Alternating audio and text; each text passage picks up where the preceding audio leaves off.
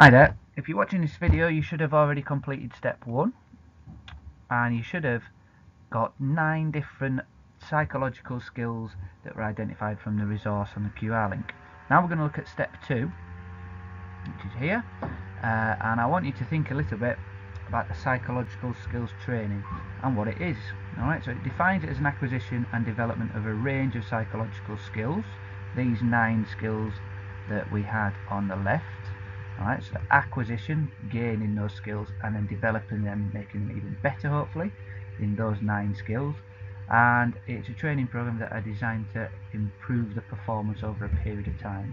Okay, there's 3 different ways that a PST program does that. The first phase is education. You've got to teach the athlete why a PST training is good for them. So you've almost got to convince them that right, you've got these 9 different areas of psychological skills, and you could, if you put some time into it, you could actually develop these actual skills.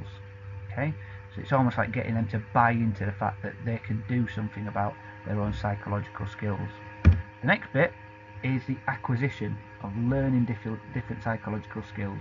So you might, for example, just naturally be someone who's highly skilled with your attitude to your performance, your motivation, your goals and commitment, but you might really struggle with positive self-talk, the 4th skill. Okay, so you might have to acquire that or develop it even further because you don't actually know what it is for starters, or you might actually just want to develop it because you don't do much of it.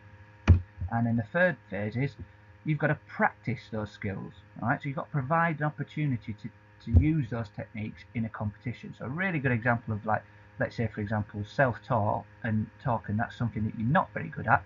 You actually see sometimes rugby players before they take a kick actually sort of muttering under their breath, and you can see them talking to themselves. So they're positively self-talking themselves, which is a psychological skill in order to hopefully make them have a better success of kicking the ball through the rugby posts, for example.